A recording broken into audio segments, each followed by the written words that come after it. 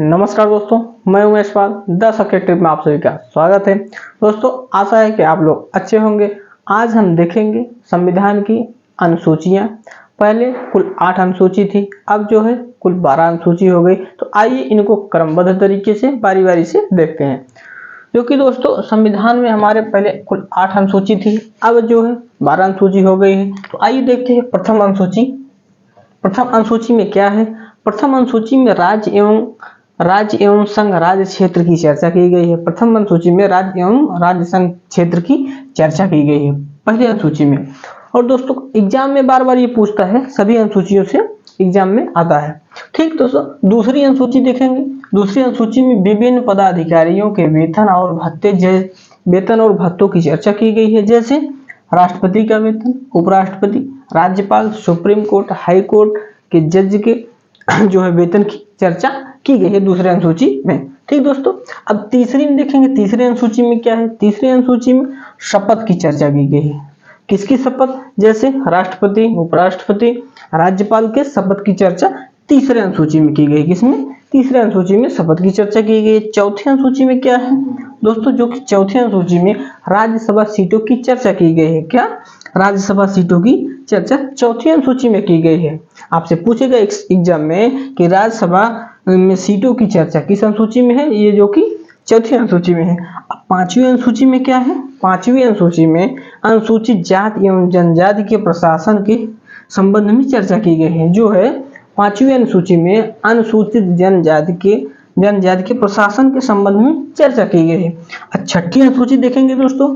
छठी अनुसूची में क्या है? जो कि असम, त्रिपुरा, मिजोरम, मेघालय, ये 4 राज्य जो है असम, त्रिपुरा, मिजोरम, मेघालय की अनुसूचित क्षेत्र के प्रशासन की चर्चा की गई है।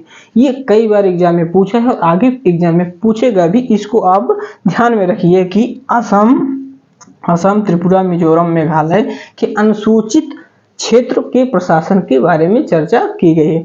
अब दोस्तों हम लोग देखेंगे 7वीं अनुसूची में। छठी तक हो गया। अब 8वीं अनुसूची में देखेंगे। सातवीं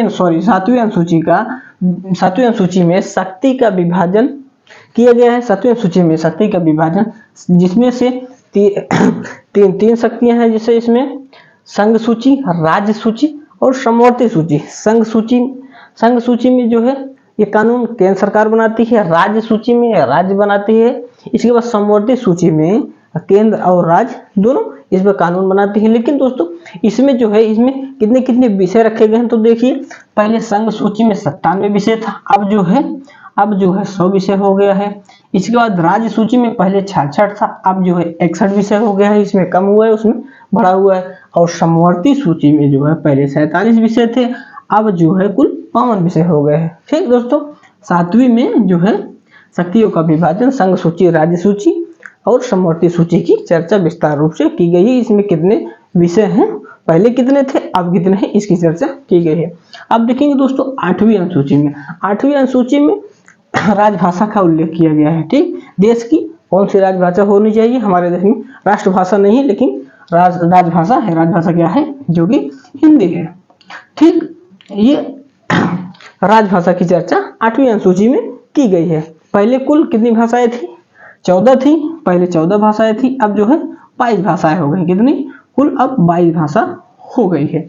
ठीक दोस्तों, अब देखेंगे 9वीं अनुसूची में। 9वीं अनुसूची में क्या दिया गया है? 9वीं अनुसूची में जो है प्रथम संशोधन 1951 में जोड़ा गया भूमि जमींदारी उन्मूलन की चर्चा की गई है। 9वीं अनुसूची में प्रथम संशोधन 1951 के तहत भूमि जमींदारी उन्मूलन के विषय में चर्चा की गई है दोस्तों। ठीक है, अब 10वीं अनुसूची में देखेंगे हम। 10वीं अनुसूची में 52वां संविधान संशोधन द्वारा 1985 में जोड़ा गया। ये दल बदल से है। क्या? दल बदल से है। दल बदल कानून जो आया, जो दल बदल की चर्चा 10वीं अनुसूची में की गई है। ठीक दोस्तों, अब 11वीं अनुसूची में हम देखेंगे। 11वीं अनुसूची में क्या चर्चा की है?